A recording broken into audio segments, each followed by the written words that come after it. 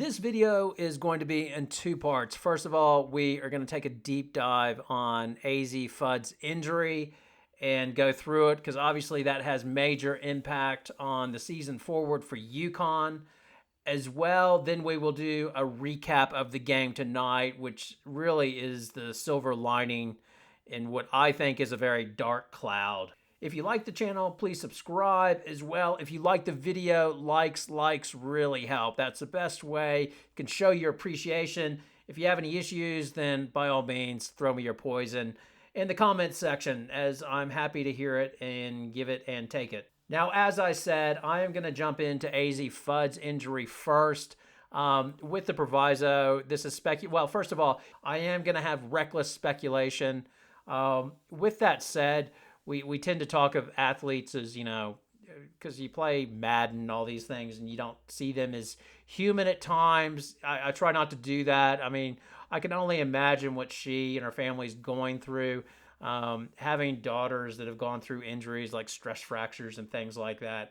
A teenager and even a young adult, Azzi Fudd, a large part of her identity is based on basketball, and it just has to be devastating, the uncertainty of her knee and not being able to count on it. So I want to say I am human to that, but nobody else is really saying much about it. So I thought I would sort of talk about it and sort of tell you what I think is going on or what my concerns about this are. So what do we know? Well, UConn announced right before the game that Azzi Fudd would not be playing due to an injury sustained in practice.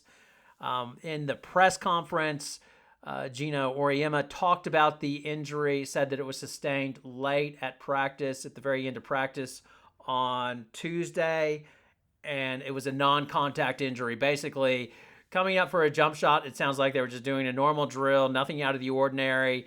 She took a jump stop, said, man, the knee feels funny, and walked off to the training room. The way they all do. Honest to God. The way they all do. I'm standing here. She's over here. Takes the ball. Dribbles. Stops. Shoots it. And says, that felt funny. And walked to the training room. And I'm like, shit. Stub her toe, turf toe, what? That felt funny, Maybe it was her ankle, maybe it was, and I guess we'll find out. But it's like most all the other ones that have happened. Nobody near them, just random stuff. And Gino Auriemma is optimistic that it's nothing, but they don't know. They said they haven't done an MRI as they might need to wait for the swelling to go down further. Now, I saw a picture of Azzi in the postgame or sort of in the handshake line or sort of going there. I couldn't tell if she was on crutches. So admittedly, I don't even know what knee it is. I tried to look on Twitter and see what Daniel Conley said, but he didn't say what knee it was. So you might have more information. Throw it in the comments by all means. I don't know if it's the one that she's previously injured before. That was her right knee that she injured after her sophomore year when she was at team trials at Camp USA. I think it was for 3-on-3, and she was going in for a layup and sort of jostled by the player and landed awkwardly and did her ACL and MCL of the right knee. She made a full recovery from that and went to UConn her freshman year, but then she was held up by a foot injury. They never disclosed what the foot injury was. It sounded like it was a stress reaction, which UConn was able to manage, and she played towards she was able to play, I think, in December or January of her freshman year and in the, the rest of the season.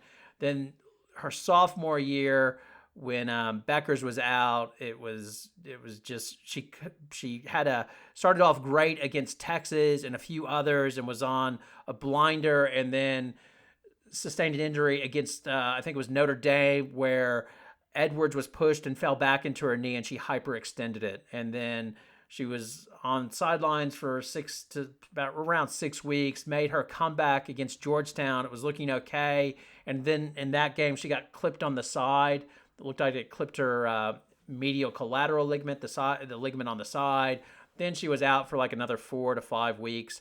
and came back just right before the finals, or not the finals, but before the NCAA tournament. She played in the Big East tournament, but in the NCAA tournament, she didn't look good. Like, she wasn't confident. She even admitted to that in an interview, just saying, I was nervous with the ball in my hands when Ohio State was pressing because I just wasn't confident. I had a tough week of practice.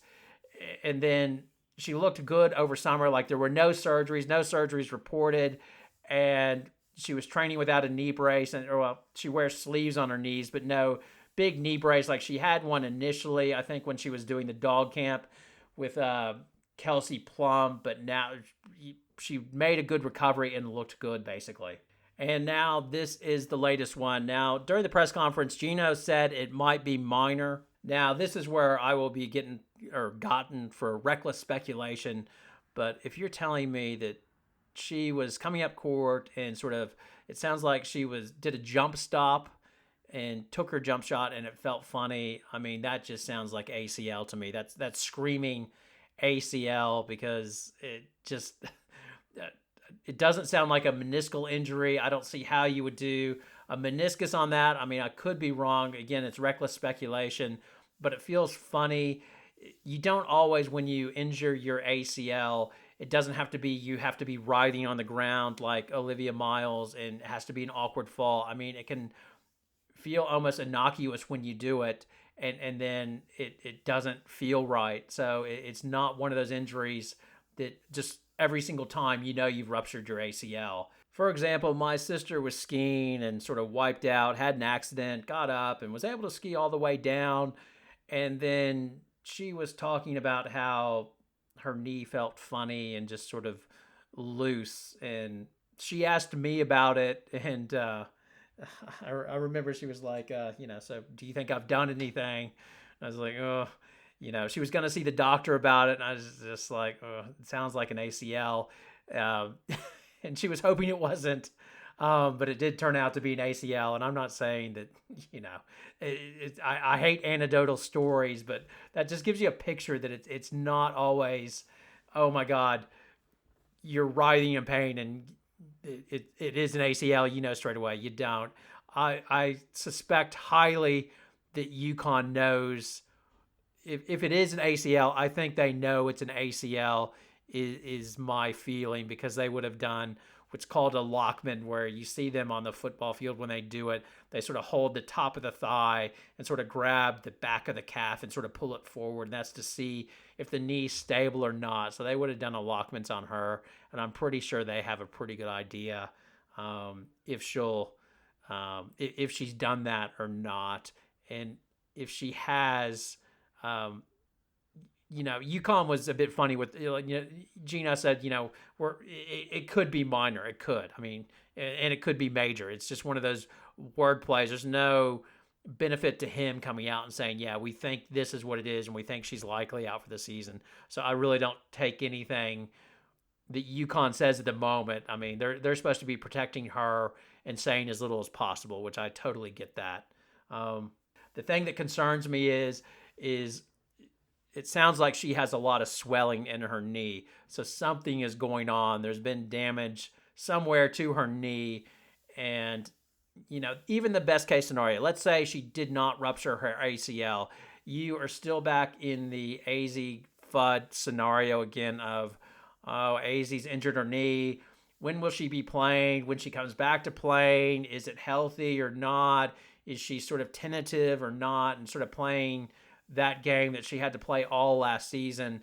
And that's almost as bad as an ACL. Well, it's not almost as bad, but that's a very bad predicament to be in as well for UConn.